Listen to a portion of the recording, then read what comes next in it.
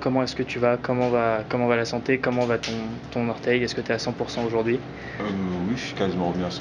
C'est vrai que cette blessure à l'orteil m'a beaucoup gêné. Je me suis fait ça fin décembre, ça m'a complètement handicapé tout mon mois de janvier.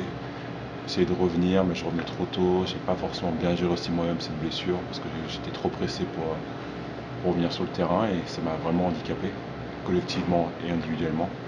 Et j'ai essayé d'y faire vraiment attention fin janvier, de prendre mon temps et revenir bien avant le break. C'est ce que j'ai fait là pendant le break au Starbucks. J'ai vraiment pris soin de mon pied, vraiment bien soigné ça et là tout va bien.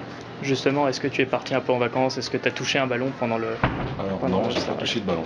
J'ai pas touché de ballon. C'est vrai que pendant le break, j'essaie de couper justement. C'est vrai que c'est un moment où on a besoin de couper, des fois un peu couper parce qu'on a déjà fait quasiment 50 matchs, il en reste 30, donc c'est une période où on a un peu envie de couper face à autre chose pour souffler, pour bien repartir derrière.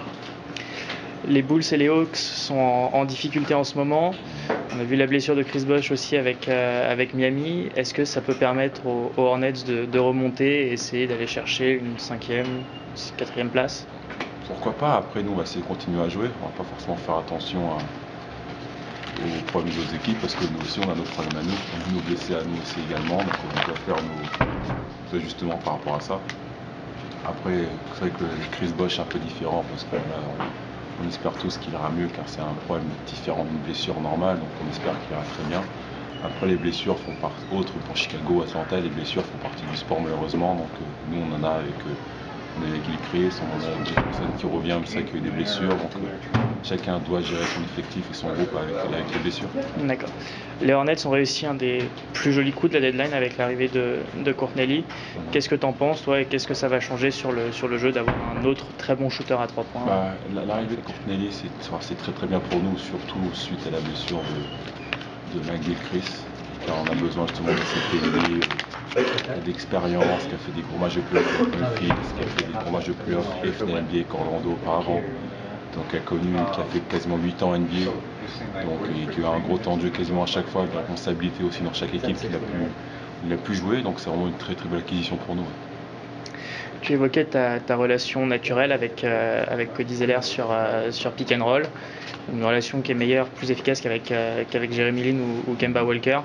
D'où est-ce que ça vient? Est-ce que tu as une explication particulière là-dessus? Des fois, ça ne s'explique pas forcément. C'est vrai qu'au début, moi, je jouais beaucoup avec Al Jefferson. Et quand il est blessé, donc il a pris le poste de titulaire. Et là, ça s'est fait naturellement. Et des fois, ça se bosse pas forcément, des choses comme ça. Ça se fait naturellement, une connexion entre deux joueurs. Ça s'est fait entre lui et moi. D'accord. Et c'est peut-être la première fois que tu évolues du coup avec la blessure d'Al Jefferson sans joueur dominant de haut panier. Est-ce que ça te convient mieux, ce rôle de chef d'orchestre dans un jeu plus en pénétration et plus en drive and kick? C'est un ajustement différent parce que j'ai joué pendant 7 ans avec Aldridge qui est clairement dominant au poste bas et ça n'a pas empêché de jouer mon jeu. Là, le fait qu'on n'ait pas forcément de joueurs dominants au poste bas, ça a pu s'écarter les jeux, donc c'était un ajustement différent. Mais on nous a manqué quand même parce qu'on n'avait pas beaucoup d'alternance entre le jeu de Kemba et moi, le jeu intérieur, on n'avait pas cette alternance-là. Donc, le fait que ça fait du bien, mais des fois, quand il n'est pas là, ça aère plus le jeu, mais on a quand même besoin de cette position intérieure pour fixer au poste bas. Dans les médias, Steve Clifford t'encense en permanence. Est-ce que la relation que tu as avec lui personnelle est aussi du même type? Bien sûr, on sait depuis le premier jour. Depuis le premier jour, on a eu vraiment cette connexion, lui et moi. Donc voilà, ça se passe très très bien. On est de confiance en moi, j'ai confiance en lui, on a une vision du jeu. On a même son intérêt extra basket parce qu'il est fan de foot également. Donc Manchester United et moi Paris. Donc tous les week-ends, on fait le débrief. Mais non, voilà, c'est quelqu'un qui est à fond dans le jeu, qui veut gagner, qui s'énerve beaucoup. Énerve beaucoup. Mais parce qu'il est à fond et passionné, c'est très très bien ça. Sur le terrain, on a l'impression souvent qu'il n'y a pas de leader qui se dégage à Charlotte, que ce soit sur le terrain ou en dehors, entre Al Jefferson, Kemba Walker, Marvin Williams et toi. Est-ce que tu peux être le leader des Hornets ou Justement, ce truc de tout de suite nommer le franchise player, le leader, dans certaines équipes, on n'a pas forcément besoin. Et ça se ressent naturellement. C'est vrai que le franchise player, ce qui ressort vraiment quand on a besoin de marquer, c'est Kemba.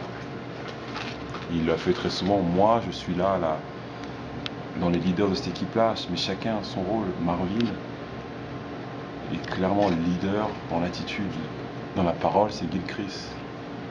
Dans les fins de match, clutch time, c'est Kemba. Moi, je suis vraiment le leader dans tout ce qui est création de jeu. Donc on a plein de petits rôles comme ça.